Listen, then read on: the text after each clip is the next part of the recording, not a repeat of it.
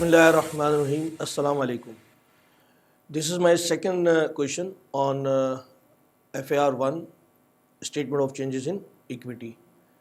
जो स्टूडेंट पहली दफ़ा इसको देख रहा है तो उनसे रिक्वेस्ट ये है कि आप पहली एक मेरी वीडियो है और उस statement of changes in equity के ऊपर और उसका जो टाइटल है वो है फाती लिमिटेड, उसको आप देख लें तो आपको इंशाल्लाह जो है इसमें मज़ीद जो है इसका एडवांटेज होगा। तो ये जो एक कुछ सीरीज़ जो है we are trying for the benefit of the students of TSA as well as in large throughout Pakistan कि कुछ बच्चों का जो है रिवीजन हो जाए, कुछ एक अच्छा रिकैप हो जाए। तो ये एक सर्विस हमने शुरू की हुई है। तो I have taken the initiative, इंशाल्लाह my other faculty members will follow this practice. तो इंशाल्लाह you will see lot of other videos coming up. So let us start this question number 2.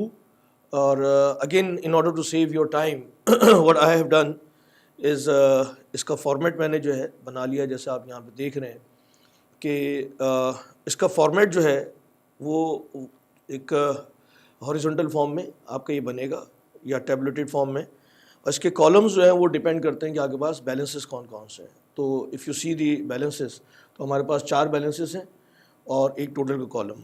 तो what I have done is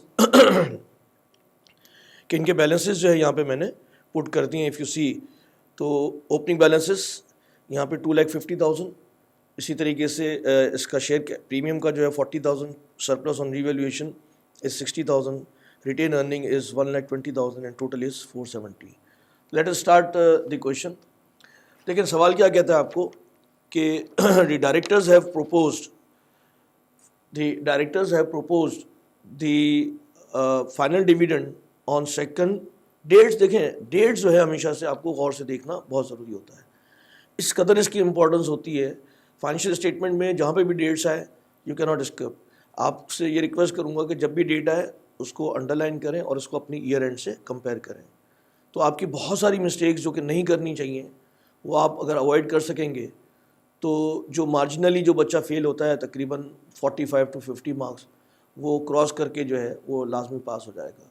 तो एक छोटी सी technique है जिसको आप जहन में ज़रूर रखें। जैसे फॉर एग्जांपल अभी हम देखते हैं इसकी ना सवाल में भी जहाँ ज़रूरत पड़ेगी। तो the directors have propose final dividend, हमारा ईयर एंड जो है वो 2019 है और ये प्रोपोज किया है 2020 के अंदर। तो इसका मतलब कि 19 का जो प्रोपोज डिविडेंड होगा वो इस साल रिकॉर्ड नहीं होगा on ordinary shares at the rate of 15, और 2018 के अंदर जो है जो प्रोपोज किया था वो 2019 के अंदर यहाँ पे रिकॉर्ड होगा, ठीक है ना। और वो डिविडेंड जो था वो स्टॉक डिविडेंड था। तो सबसे पहले जो है हम डिविडेंड्स में, अगर मैं इसकी एक हेडिंग दे दूँ डिविडेंड्स की,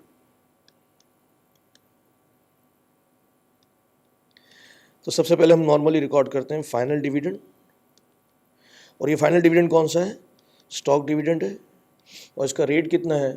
तो इसका, और ये 2018 का था जी, इसका रेट कितना है? तो 12%। अच्छा, 12% किसके ऊपर लगेगा? और अगर सिर्फ आपके बेनिफिट के लिए जो है अगर मैं इसकी एंट्री भी बना दूं ताकि आपको, तो इसकी एंट्री क्या बनेगी फाइनल डिविडेंड की? ये एडजस्टमेंट नंबर 1 की जो मैं एंट्री बना दूं आपके लिए, और अमाउंट भी। तो हमारे पास शेयर कैपिटल जो है वो 2,50,000 रुपीज़ का है। इसके ऊपर अगर आप 12% निकालें तो गालिबन जो है ये आपका अमाउंट आना चाहिए 30,000 का, ठीक है। तो 30,000 का स्टॉक डिविडेंड है, तो इसकी एंट्री हो गई। अच्छा, फिर आपको देखना है कि क्या आपके पास at the time of dividend क्या आपके पास रिटेन अर्निंग सरप्लस जो है, सॉरी, शेयर प्रीमियम पड़ा हुआ है। अगर शेयर प्रीमियम का बैलेंस पड़ा हुआ है तो हमारी प्रेफरेंस, जैसे मैंने पहले भी बताया था, तो हम शेयर प्रीमियम को डेबिट कर देंगे और शेयर कैपिटल को क्रेडिट कर देंगे, ठीक है। किस अमाउंट के ऊपर होगा? तो पिछले साल की जो हमारा क्लोजिंग बैलेंस था शेयर कैपिटल का, ये भी मैंने रिमाइंड कराया था। कुछ बच्चे क्या गलती करते हैं कि वो गलती से जो है कभी प्रॉफिट के ऊपर, कभी रिटेन अर्निंग के बैलेंस के ऊपर नहीं, हमेशा से जितना भी डिविडेंड होगा वो पेड अप कैपिटल के ऊपर होगा, ठीक है। तो at the rate of 12% is equal to 30,000। ये इसकी एंट्री बन गई हमारी 30,000। इसकी पोस्टिंग ले लेते हैं हम। तो इसकी पोस्टिंग हो गई 30,000, आपका कैपिटल इंक्रीज हो गया और शेयर प्रीमियम में से हमने इसको माइनस कर दिया, ओवरऑल कोई इसके ऊपर फर्क नहीं आया। That is your first entry.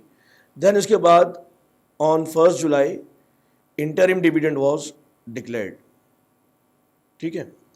तो इंटरिम डिविडेंड जो है वो हमारा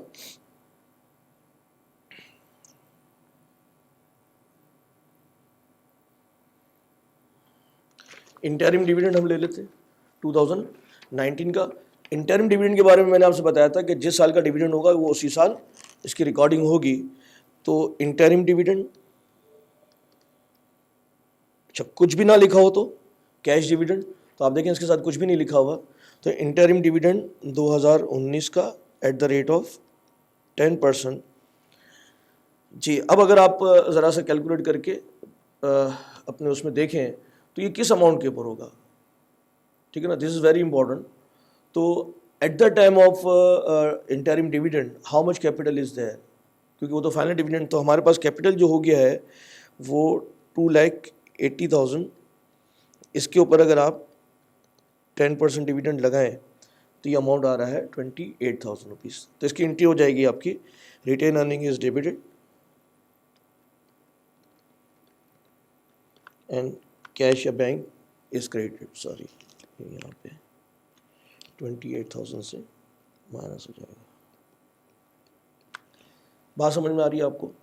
तो ये जो अमाउंट आपकी कैलकुलेट होगी वो 28,000 के ऊपर होगी, 2,50,000 के ऊपर नहीं होगी। तो एक बात आपको ये याद रखनी थी। देन इसके बाद जो है आपसे जो कहा जा रहा है, तो अगर मैं पहले राइट इशू को ले लूँ तो right issue was made 1 for every 5 shares held at a premium of 1,20,000। अच्छा, डेफिनेटली जो राइट शेयर जो इशू हुआ है वो सब्सिक्वेंटली ही हुआ होगा, तो डिविडेंड के जो फाइनल डिविडेंड है ऑफ द लास्ट ईयर उसके बाद। तो इसमें अगर डेट नहीं भी लिखी हुई तो हम अज्यूम यही कर रहे हैं कि पहले बोनस इशू हो गया है और उसके बाद जो है वो राइट इशू हुआ है। तो right issue at a premium, इसकी कैलकुलेशंस को ज़रा सा आपने गौर से देखना है और ऑब्जर्व करना है, ठीक है। तो राइट इशू की जो है राइट इशू की भी अगर मैं आपको एंट्री बना दूं और कैलकुलेशन कर दूं तो आपके लिए थोड़ी सी आसानी हो जाएगी। नंबर 3 की एंट्री मैं बना रहा हूं। तो राइट इशू की जो एंट्री बनेगी आपकी बैंक डेबिट।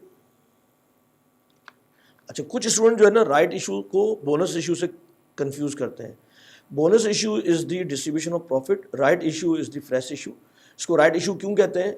क्योंकि एज पर कंपनीज ऑर्डिनेंस जो आप पब्लिक लिमिटेड कंपनी एक दफ़ा पब्लिक में जा चुकी होती है और सब्सिक्वेंटली जो शेयर्स इशू करती है वो पब्लिक को ऑफर नहीं करती, वो अपने शेयर होल्डर्स को देती है in the ratio of their share holding. तो जैसे यहाँ पे लिखा हुआ है कि right issue is made 1 for every 5। तो इसका मतलब है जिस शेयर होल्डर के पास 5 शेयर्स पड़े होंगे तो at the time of right issue हमारे पास कितने शेयर्स पड़े हुए थे या अमाउंट कितनी पड़ी हुई थी, तो 2,80,000। किस रेशियो से हम इशू कर रहे हैं? 1 फॉर एवरी 5। तो 1 फॉर एवरी 5 अगर आप कर रहे हैं तो गालिबन इसके ऊपर अमाउंट जो आनी चाहिए वो 56,000 आ रही है, ठीक है। तो शेयर कैपिटल हमेशा से, ये याद रख लें, शेयर कैपिटल हमेशा से पेड अप वैल्यू से क्रिएट होगा। अगर कम पैसे मिले हैं तो डिस्काउंट है और अगर ज़्यादा पैसे मिले हैं तो प्रीमियम है।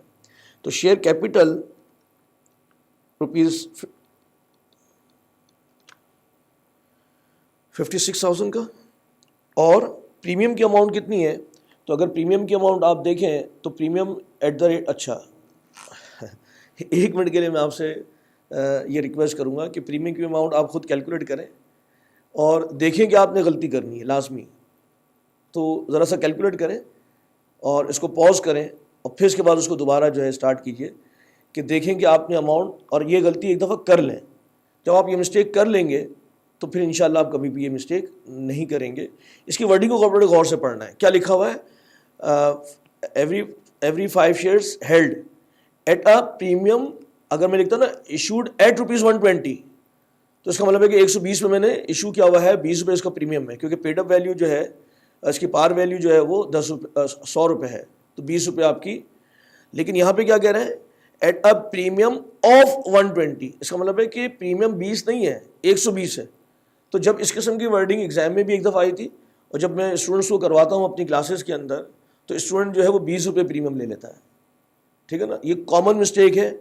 मैं कहता हूँ अगर एक स्टूडेंट भी इसको अगर मिस्टेक कमिट कर रहा है तो क्यों कर रहा है, तो ये मिस्टेक होने वाली नहीं है। तो आज के बाद, इस सवाल के बाद आपने इसको पढ़ना है गौर से कि इशूड एट 120 लिखा हुआ है या issued at a premium of 120, दोनों में बड़ा फ़र्क है। तो यहाँ पे क्या लिखा हुआ है, issued at a premium of 120। तो 120 के अगर हिसाब से आप इसको देखें तो, या मैं इसको कर देता हूँ, ये तो पार वैल्यू आ गई थी, और प्रीमियम की अमाउंट जो है कितनी आई थी आपके पास, 56,000। ये 100 रुपीज़ का था पार वैल्यू, 120 इसके ऊपर प्रीमियम है, तो इसकी जो अमाउंट बनती है वो 67,200। तो 67,200 विल बी योर प्रीमियम,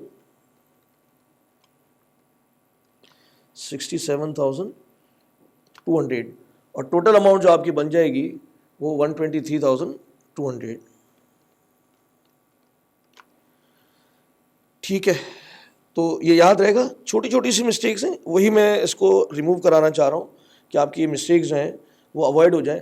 तो शेयर कैपिटल की अमाउंट आ गई, शेयर कैपिटल के लिए 156,000, इसकी अमाउंट आ गई 67,200, और टोटल अमाउंट आ गई 123,200। फाइन। चौथे नंबर पे रीवैल्यूएशन, बड़ा अच्छा पॉइंट है, इसको ज़रा सा, और इस सवाल के असल जो पॉइंट है वो रीवैल्यूएशन का है, जिसको हमारे एग्जामिनर ने जो लास्ट क्वेश्चन टेस्टेड था उसके ऊपर ये पॉइंट इन्होंने फ्रेम किया था। तो मैंने कहा कि रिकैप के लिए आपको ये पॉइंट भी ज़रा सा एम्फेसाइज करवा दूं कि इसको कैसे हैंडल करना है। तो ज़रा सी तवज्जो चाहिए होगी मुझे सारे स्टूडेंट्स की। तो रीवैल्यूएशन,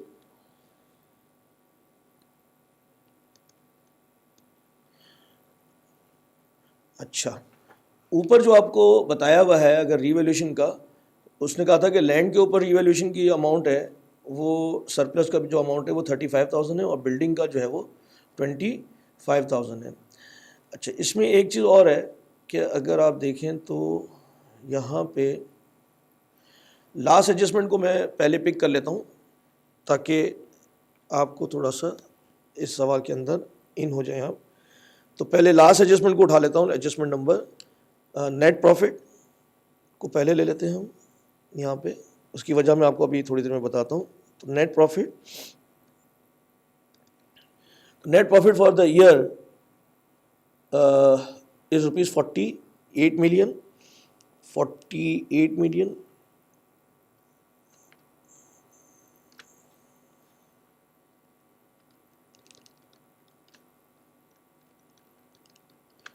फिर इसके बाद साथ साथ कह रहा है कि वो एडजस्टमेंट फॉर इंक्रीमेंटल डेप्रिसिएशन जो है वो 6 मिलियन की है। तो इंक्रीमेंटल डेप्रिसिएशन, इंक्रीमेंटल डेप्रिसिएशन की एंट्री आपको सबको आनी चाहिए। इंक्रीमेंटल डेप्रिसिएशन की एंट्री होगी आपकी surplus is debited and retained earning is created. Basically तो ये जाके आपका उसमें क्रिएट हो सकता है प्रॉफिट एंड लॉस अकाउंट में, लेकिन क्योंकि यहाँ पे प्रॉफिट एंड लॉस अकाउंट बना दिया है तो, और हम कह रहे हैं कि इसकी कोई एडजस्टमेंट नहीं ली हुई, और एग्ज़ाम में जो है हम यही इंटरप्रिटेशन कर रहे होते हैं स्टेटमेंट चेंजेस इन इक्विटी के अंदर कि इंक्रीमेंटल की एंट्री अब तक नहीं हुई, इसलिए हम इसको यहाँ पे माइनस कर रहे हैं। तो इंक्रीमेंटल डेप्रिसिएशन की जो एंट्री बनी है आपके पास 6,000 से सरप्लस को माइनस किया और रिटेन अर्निंग को क्रेडिट कर दिया, ओवरऑल को इसके ऊपर इम्पैक्ट नहीं आया। यह है असल पॉइंट जिसको एग्जामिनर ने टेस्ट किया था। और चलिए मैं इसको यहीं पे कर देता हूँ साइड में।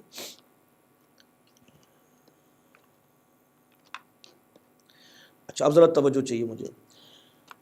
सबसे पहले हम ये ले लेते हैं लैंड के ऊपर। तो लैंड की जो वैल्यू है और इसकी एंट्री भी बना लेते हैं।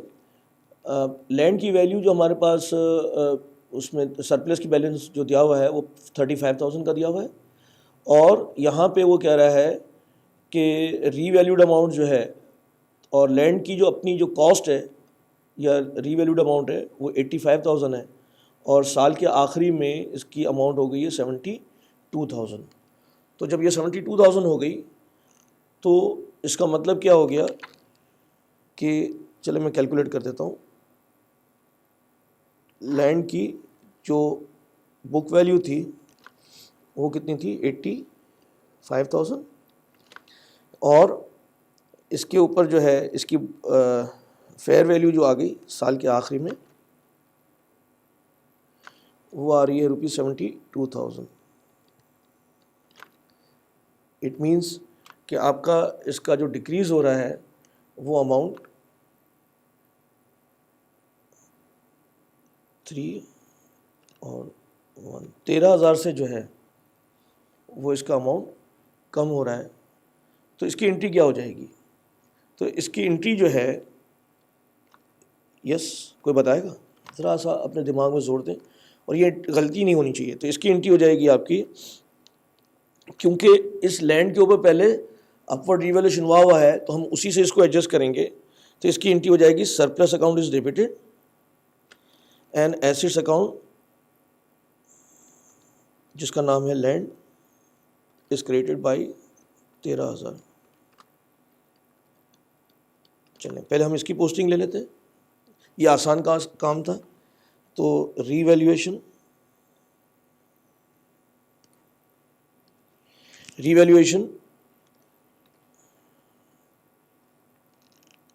तो सरप्लस में से हमने इसको एडजस्ट कर लिया 13,000 को,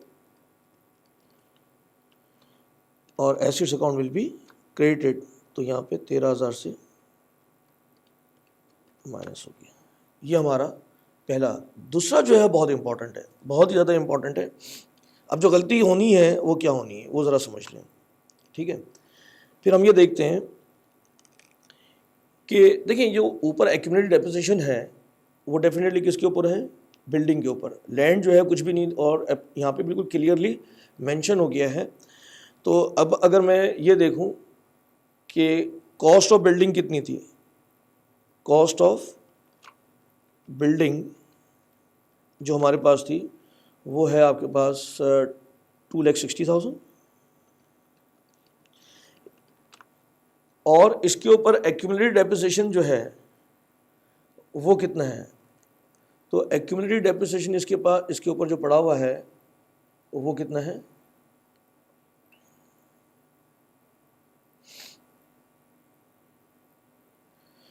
एक्यूमुलेटेड डेप्रिसिएशन जो है यहाँ पे वो है 80,000, ठीक है।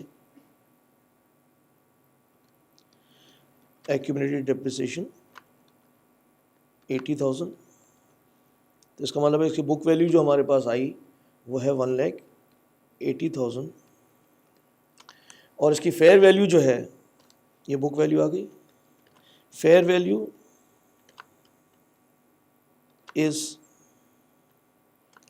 ₹156,000। तो इसका अपवर्ड रिवैल्यूएशन हो गया 20, जो डिफरेंस आ रहा है वो 24,000 से, बल्कि डाउनवर्ड रिवैल्यूएशन हो गया, ठीक है ना। इसकी फेयर वैल्यू कम हो गई है तो ये डाउनवर्ड रिवैल्यूएशन हो गया। अब स्टूडेंट ने गलती क्या करना है, अब वो क्या करता है कि 24,000 हमारे पास जो इसका जो बैलेंस पड़ा हुआ है बिल्डिंग का वो 25,000 का बैलेंस पड़ा हुआ है, वो 24,000 उसमें से एडजस्ट कर देंगे। ऐसा यहाँ पे नहीं होगा। उसकी वजह क्या है, क्या मेरे पास 25,000 का बैलेंस पड़ा हुआ है साल के आखिरी में? The answer is no. मैं इसको ज़रा सा, ये पॉइंट इंपॉर्टेंट है तो रेड पेन से कर देता हूँ। वो क्या है कि मेरे पास सरप्लस का बैलेंस, सरप्लस ऑन बिल्डिंग कितना था। तो सरप्लस ऑन बिल्डिंग का जो बैलेंस मेरे पास अवेलेबल था वो था 25,000 का। अब ज़रा समझने की बात है कि इंक्रीमेंटल डेप्रिसिएशन की जो एंट्री हुई है तो इसमें कन्फ्यूजन बिल्कुल भी नहीं है, क्योंकि लैंड जो है वो नॉन डेप्रिशिएबल है। तो इंक्रीमेंटल डेप्रिसिएशन का जो अफेक्ट आया होगा वो सिर्फ किसके ऊपर आया होगा, बिल्डिंग के ऊपर। तो इंक्रीमेंटल डेप्रिसिएशन ऑलरेडी 6,000 इस साल हमने एडजस्ट कर लिया है, ठीक है। तो मेरे पास बैलेंस कितना बचा? 19,000। ये असल पॉइंट है इस पॉइंट का, और यही हमारा एग्जामिनर ने भी टेस्ट किया था। तो मेरे पास जो बैलेंस पड़ा हुआ है सरप्लस का ऑन बिल्डिंग, वो सिर्फ 19,000 रुपीज़ है, 25 नहीं है, 25 नहीं है, ठीक है। तो मेरा डाउनवर्ड कितना हुआ है? 24। मेरे पास बैलेंस कितना पड़ा हुआ है? 19 का। तो इसका मतलब कि 5,000 जो है ये मेरा प्रॉफिट एंड लॉस अकाउंट में जाएगा। तो therefore based on this calculation अब आपकी एंट्री बनती क्या है? तो आपकी एंट्री बनती है सरप्लस अकाउंट इज़ डेबिटेड, जितना बैलेंस पड़ा हुआ तो सारा मैं इसको राइट ऑफ कर देता हूँ, ₹19,000। और दूसरा जो है मुझे जो एसेट्स की वैल्यू कम करनी है बिल्डिंग की, वो कितने से कम करनी है? ₹24,000 से डाउनवर्ड रिवैल्यूएशन हुआ है बिल्डिंग 24,000 से। तो डिफरेंस जो है, क्योंकि मेरे पास सरप्लस था ही नहीं, तो वो कहाँ जाएगा? प्रॉफिट एंड लॉस अकाउंट, या in other words retained earning ₹5,000। ये एग्जामिनर ने बड़ा अच्छा point statement of changes in equity के अंदर टेस्ट किया था आखिरी वाले सवाल के अंदर। तो मैंने बिसाइड्स अदर पॉइंट्स इस पॉइंट को भी यहाँ पे आपके रिकैप के लिए कवर कर दिया है। तो रीवैल्यूएशन ये हुआ था आपका लैंड के ऊपर। नाउ रीवैल्यूएशन ऑन बिल्डिंग, क्या हमने इम्पैक्ट लिया इसका? तो बिल्डिंग के ऊपर जो हमने इम्पैक्ट लिया है वो यहाँ से सरप्लस में से हमने माइनस किया 19,000,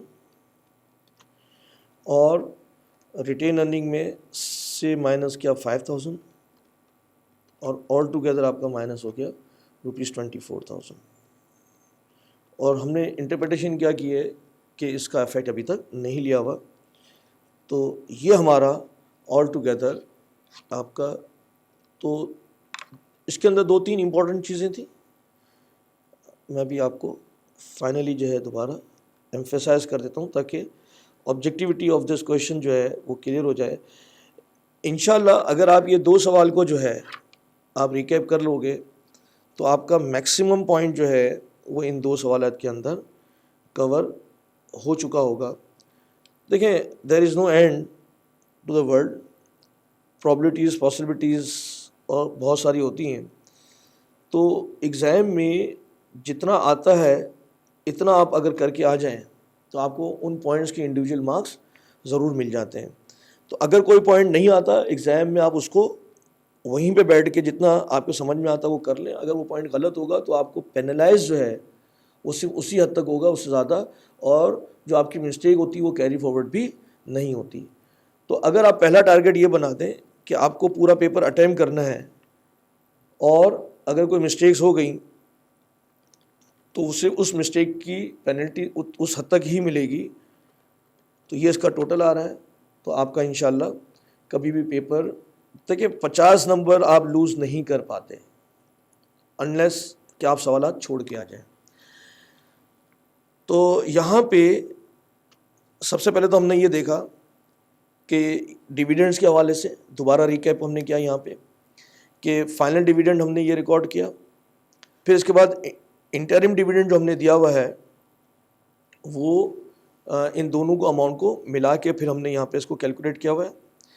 फिर इसके बाद राइट इशू जो है उसके अंदर जो मैंने लैंग्वेज यूज़ की थी एट अ प्रीमियम ऑफ 120, ये बड़ी एक कॉमन मिस्टेक है। एंड देन इसके बाद पहले जो है वो आपको अगर जब भी हो तो आप इंक्रीमेंटल डेप्रिसिएशन की एंट्री करके फिर आप सरप्लस की एंट्री करें तो इंशाल्लाह आपको कोई प्रॉब्लम नहीं होगी। तो that was my second question on this statement of changes in equity. I hope कि आपको ये एफर्ट्स जो हैं बड़ी काम की रहेंगी। एग्ज़ाम के दिनों में जो है आप उसको दोबारा जो है वो देख सकते हैं, और इंशाल्लाह जो है इसका हैंडआउट जो है वो आपको इसी वीडियो के लिंक में मिल जाएगा। और definitely your comments will also help us to improve further. तो looking forward to see you इंशाल्लाह with next topic और जैसे मैंने आपसे कहा कि हमारी और फैकल्टीज़ भी जो हैं इंशाल्लाह they will follow this practice, तो as soon as those videos will be available, तो बी इन टच। और अगर आप इसको ई एकेडमी के चैनल को सब्सक्राइब कर लेंगे तो उससे आपको फ़ायदा ये होगा कि जैसे ही कोई वीडियोज़ और आती हैं तो आपको उसका इंटीमेशन मिल जाएगा और it will help you a lot to proceed further. We'll also try to share these videos for the benefit of all students on other platforms. तो अगर वहाँ पे भी बच्चों को फ़ायदा हो जाए तो हमारी एफ़र्ट्स जो हैं वो actually it will be beneficial, और जो हमारा असल ऑब्जेक्टिव है कि ये सारे CA के स्टूडेंट्स को एक बेनिफिट मिले, तो वो बेनिफिट जो है वो इंशाल्लाह इन ट्रू सेंस वो अचीव हो सकेगा।